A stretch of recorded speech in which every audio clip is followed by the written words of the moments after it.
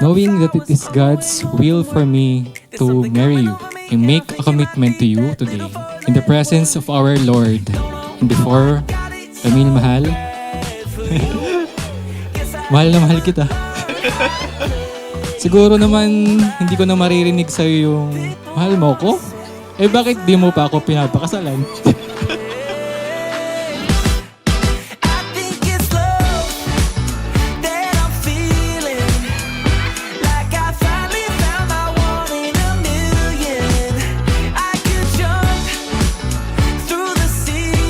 Parang di ako iiyak eh.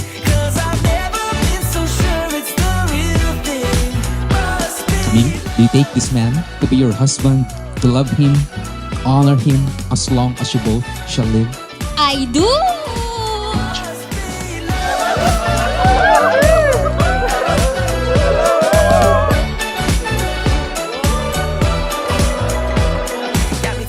Jason, kakasal ka na. I know that you're very much excited sa prepare nyo ni Camille. Excited ka nang makasama siya. Hindi mo na siya susunduin, hindi mo na siya ihahatid kasi sabay na kayong aalis ng bahay at sabay na rin kayong uuwi.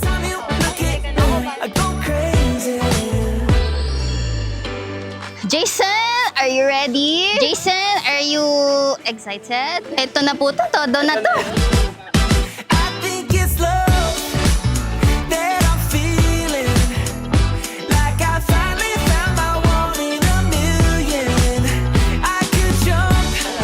Ano naman? Yung mga Sharon, yung may mga dala na kayo. Hindi may taas yung kilikili. Yeah!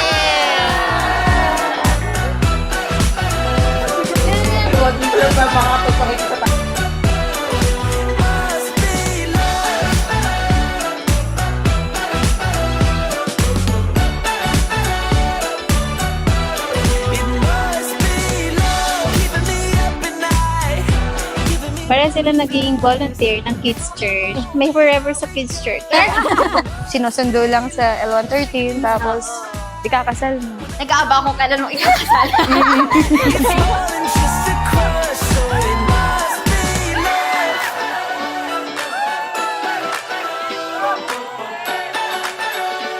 Jason, aking mahal. Naks, strong opening. Gone are the days na kailangan mo pang mag-send ng selfie sa akin para malaman kong nakauwi ka na. Ating heartbreaking goodbye sa gilid ng gate namin with matching tingin sa gilid para i-check kung may nakatingin pagkikisan mo ako sa noo. Si Camille, mag-schoolmate talaga sila ng college. Si Camille kasi may mga ginagawa siyang vlog, mga write-ups. Parang nakita lang niya isang post doon na ginawa ni Camille. Naglakas loob lang siyang i-message yung page na yun. Si Ate Camille, naghaharutan sila sa ilalim ng Facebook post. Tapos tinanong ko si Ate one time, Ate, sino yung tinatag mo sa mga Facebook post? Tapos hindi siya makasagot. Yun pala, ka-talking stage si Kuya Jason. Ito!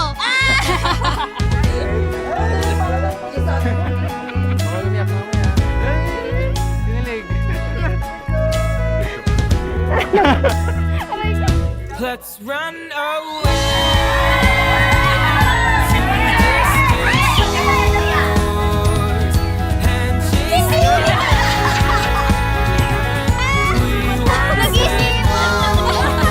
Si Papa! Jason, ikaw!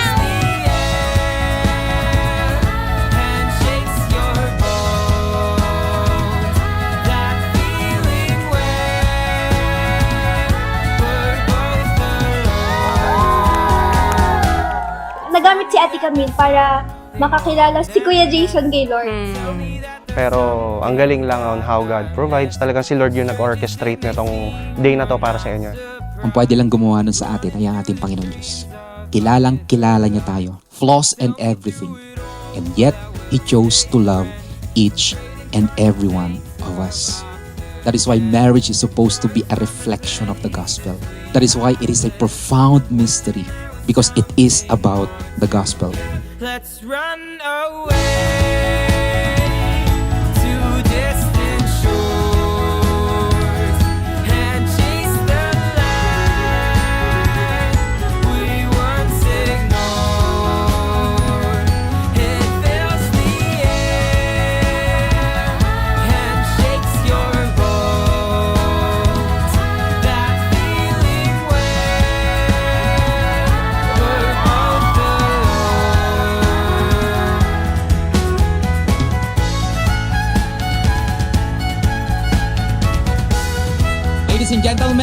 I present to you Mr. and Mrs. Jason and Camille Briones. Jason, you can kiss your bride again and again and again With and gray again. skies and cleared eyes and past tries and goodbyes and oh. Christ loves with grace, forgiving, strengthening, and never giving up. And this is the love that marriage is meant to reflect. Gray skies and cleared eyes and past tries and goodbyes. I will provide for you and our future children at gagawin ng lahat para ma-fulfill ang mga pangarap ko, pangarap mo, at pangarap nating dalawa. Dahil hindi mo ako iniwan ng mga panahon na yon na hindi mo tiningnan yung laki ng income ko no panahon na yon. Thank you, mahal. I love you. Let's run away to distant shores and chase the light we once ignored. It fills the air and shakes your bones. That feeling where we're both alone.